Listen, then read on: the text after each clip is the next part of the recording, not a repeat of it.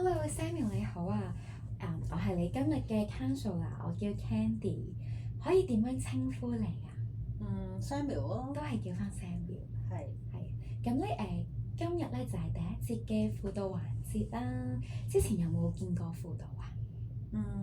冇喎，第一次嘅。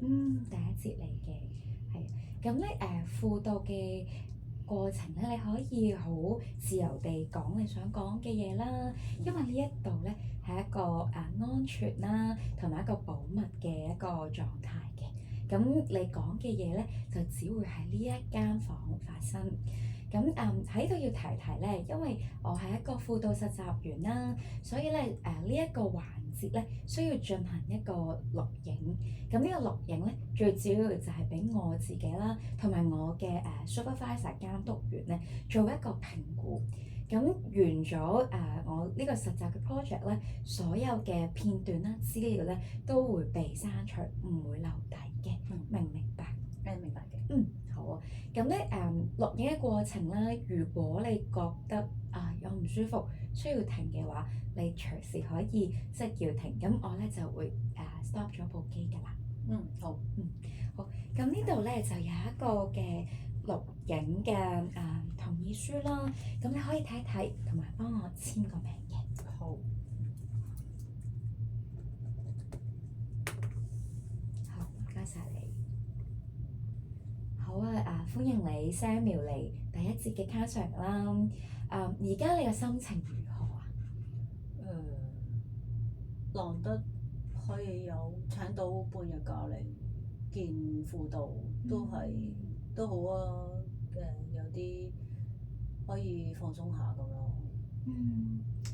聽落去話放鬆下，似乎都壓力唔細喎，係咪啊？係㗎，因為返工真係好忙好忙，忙到即係想偷閒半日都冇機會。即係 Covid 之後一路都，其實由 Covid 開始已經不停咁樣踩 OT 咧，都真係個人咧身心疲累，完全都自己都唔知自己做緊乜。聽落好似俾工作有少少榨乾嘅感覺。知道你係做護士啦，一定係好大壓力啦。咁想了解下你最近嘅工作，因為知道係完咗Covid，但係頭先提到話其實都冇得唞，個情況其實係點？我其實即係返工，你都知護士㗎啦。其實可能成日都要開 OT 或者頂更啊咁樣，咁時不時都可能連踩30個鐘都唔出奇嘅。咁即係咯，學你話齋，真係揸乾咯。踩完30個鐘，跟住返到屋企瞓完又出去又返個工咁樣，咁其實都真係冇乜時間休息咯。咁同埋都你知啦，喺醫院做即係我屋企又有老人家，咁都即係都會擔心，其實都好多病菌啦。咁尤其是 Covid 嗰段時間，真係好屋企都唔敢返啊！喺附近同啲同事 share 個 apartment 一齊即係瞓。咁但係而家好咗嘅，即係冇呢個，即係暫時都唔會再喺出邊租 apartment 住。咁可能都放工都會返屋企嘅，因為都想見多啲阿爸啊、老婆啊。咁但係係咯，即係有收工，有返工冇收工啊。好唔容易，同埋睇得出係哇！你咁忙嘅時候都盡量去見屋企人啦，保持同佢哋嘅關係啦，係咯。咁你話哇，可以直踩30個鐘，嗰30個鐘內有冇一啲休息嘅空間？咁都有嘅，都會去食下，都會食飯嘅。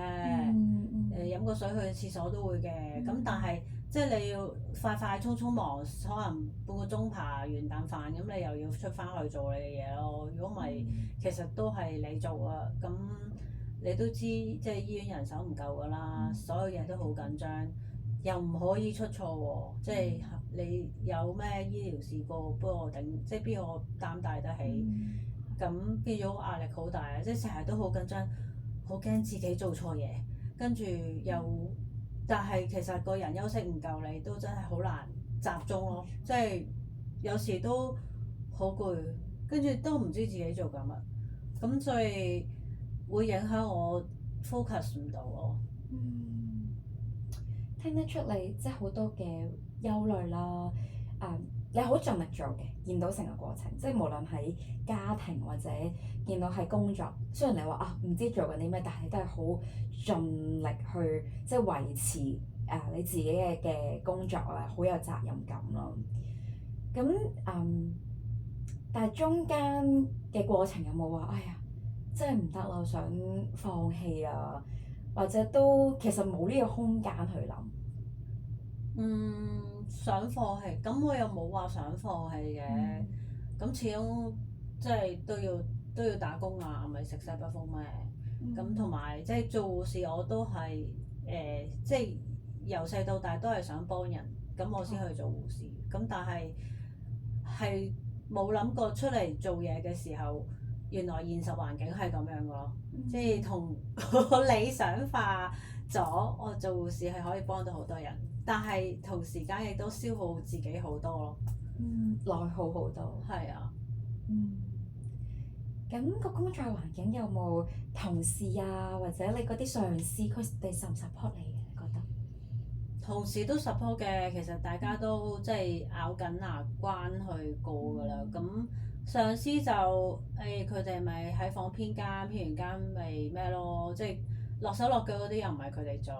咁呢個就冇 no comment 啦，你都知，即係冇咩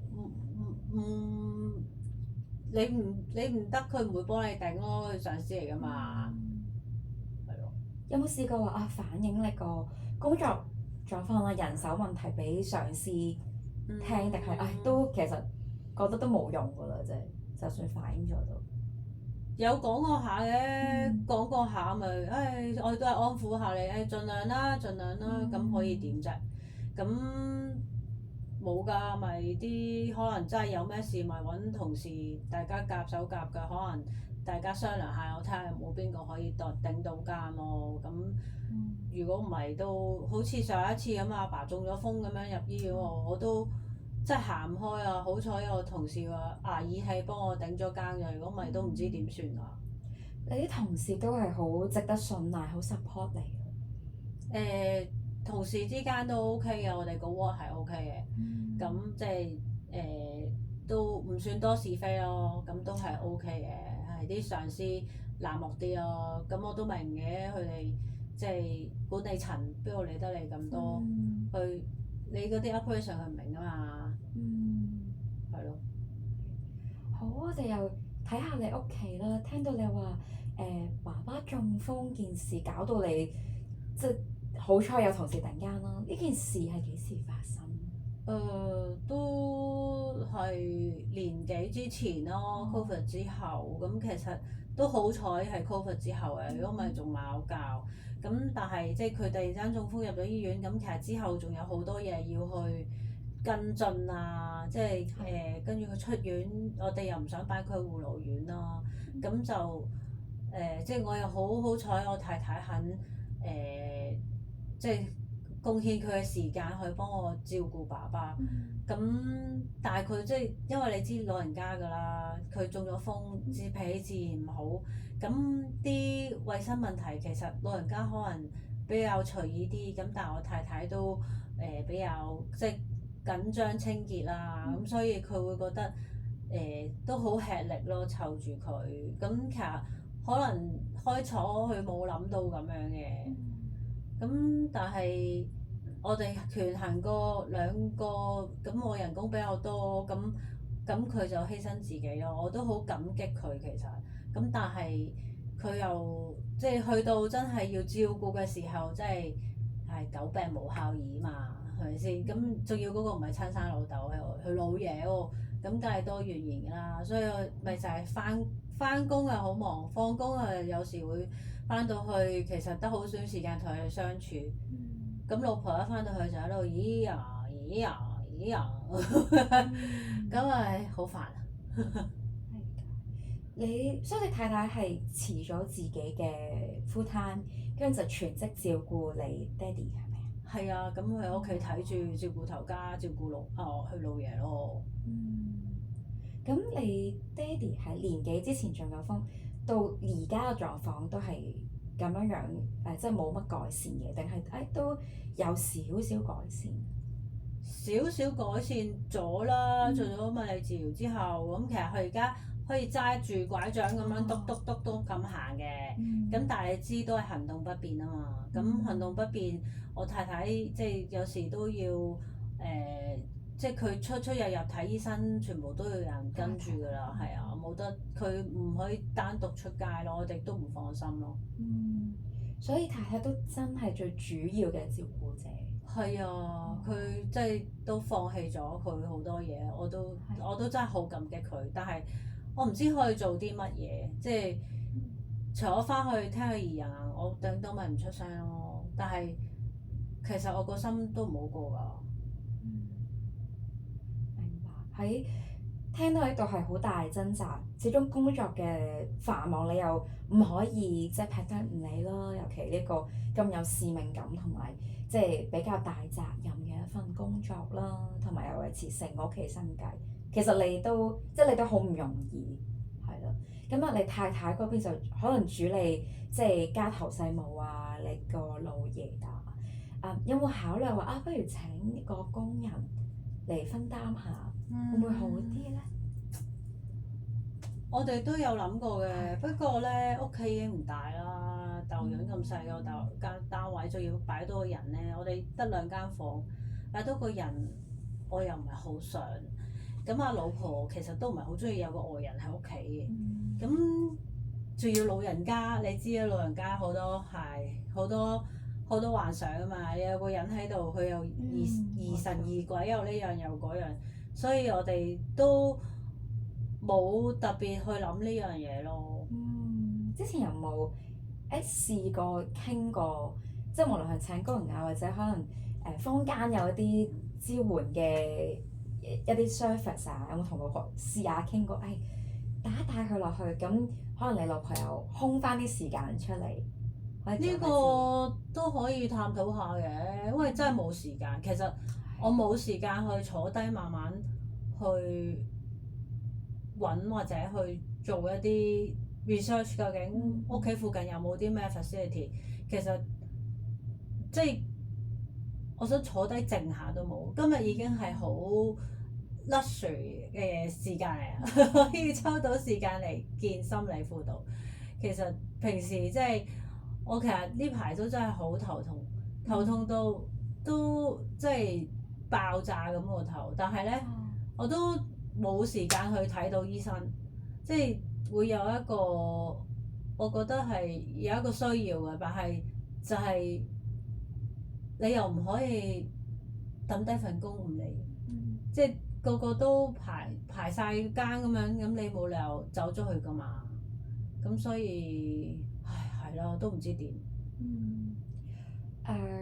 喺度真係要讚下你先，好難得，原來你連係頭痛你都唔去睇醫生，但係你今日你可以抽到時間去照顧自己先，去見下心理輔導，係因為即係作為你個家庭嘅支柱，其實自己嗰個心理健康係好緊要，而我喺呢度見到你係即係盡咗力去做。都係嘅，咁醫院有你哋輔導組幫我哋去 support 啊嘛，咁呢個又容易啲，不過出去睇醫生我又要行出去，又要出去或即係真係要特別抽時間咯，唔係可以咁容易 book 到，所以就難啲咯。係啊，咁都真係好難抽時間，同埋好攰咯，即係可能有時間我都想攤喺度瞓。係啊，踩30個鐘真係好攰，都真係要需要休息。嗱，我哋頭先過去嗰10分鐘度，聽咗你唔同嘅煩惱啦，工作壓力好大，工時好長啦。你個屋企可能你好想幫，好想同屋企人爹哋老婆相處多啲，溝通多啲，但係似乎個時間都未必有喎。咁你嚟我哋嘅輔導，你想處理邊一個問題先？其實我都唔知有咩，都唔知處理啲咩問題先。即係除咗唔使返工之外，我覺得啲問題好似解決唔到咁樣。即係因為份工一路要返，但係一路要咁踩喎。咁其實我可以做啲咩咧？明白。時間上個環境可能冇得改變，但係我哋嘅自身嘅一個狀態啦，或者同其他人，包括同屋企人相處咧，我哋可以有方法嘅。如果俾你揀話你想處理自己個情緒先啦，定還是係同屋企人嘅相處？邊一樣嘢俾你嘅壓力係最大嘅當下？咁我覺得同老婆中間嗰個壓力都大㗎，即係好似而家即係我哋嘅關係變得冇之前咁 close 咯。尤其是佢要湊，即係要幫我照顧老豆嘅時候，基本上我又唔得閒去，即係連問候下佢都可能冇乜時間，咁變咗大家好似有埲牆喺中間啊。係啊，咁呢個我真係唔知點處理，但係我又好擔心。擔心啲咩？好擔心再咁落去，會唔會同佢有啲咩衝突啊？即係其實而家已經好少講嘢，我哋一講嘢就係佢就係投訴我老豆，咁我就唯有逃避啦，係咪先？我唔想即係有個人同你照顧個老豆，你仲講乜嘢？即係有咩可以講啊？咪唯有硬食咯，咪咁咪繼續等佢講，我咪聽啦，或者扮聽唔到。但係我覺得呢樣嘢係我想改善嘅，即係我哋以前即係其實以前係好好咯，可能有時會去下旅行啊，大家咩有時間咩都會講下，但係而家係冇時間啦，一講就係講啲好容易就嗌交啊，因為一講就係講下老豆。明白。感受到你心入邊有一份內疚。呢個內疚係對老婆，定係對照顧唔到爹哋啊？其實兩樣都有嘅，即係我自己，即係做阿仔咁，其實呢個責任喺我度，咁但係我又要返工，咁又照顧唔到佢，咁變咗將呢個責任俾咗老婆，咁但係係咯，我心存感激啦，咁但係真係要靠佢咯。明白。都理解，其實香港對照顧者嘅支援係唔足夠嘅，係或者我完咗呢一節之後咧，我都可以俾一啲照顧者嘅支援嘅資料，包括而家其實政府開咗個熱線，係啦，咁你可以隨時打去啦，即係唔係就係你老婆，你自己其實聽得出壓力都大嘅，咁可以隨時打去啦，因為即係離開咗個counselling房，可能未必有時間。或者未必有好多空間做啲咩，但係起碼有個電話，你哋可以處理咗即時嘅一啲即係難題啊，或者處理咗即係一啲狀況先咁樣咯。係咪一打就通㗎？OK 嘅，OK，係啦。咁至於係你同你老婆啊，或者你同爸爸嘅相處，我會感受到一啲內疚個狀況，但係你係好想逃避咗，咁呢一個嘅狀態，我哋嚟緊嘅環節咧，我哋可以嘗試下處理。係，我想聽多少少，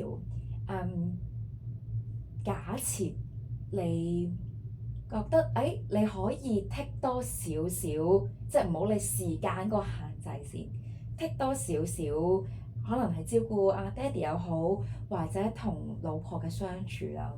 你想同佢哋做啲乜嘢？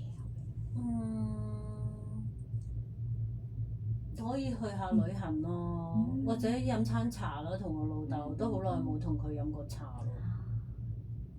係。爹哋出現問題之前，中風之前係咪都有呢一啲嘅家庭活動啊？都會㗎，會間唔時去飲下茶啊，茶。飲茶。係啊，咁去旅行就通常少啲嘅，因為佢都唔係好中意出門嘅阿老豆。咁就旅行就通常同我老婆兩個去拍下拖咁咯。咁但係譬如以前佢未中風之前，其實都會間時落去樓下飲茶咯，即係 weekend 嘅時候。好，今日都聽到即係你好多嘅分享啦，我哋下次再繼續啦，喺同你老婆啦，我哋家庭嗰個方面嘅事。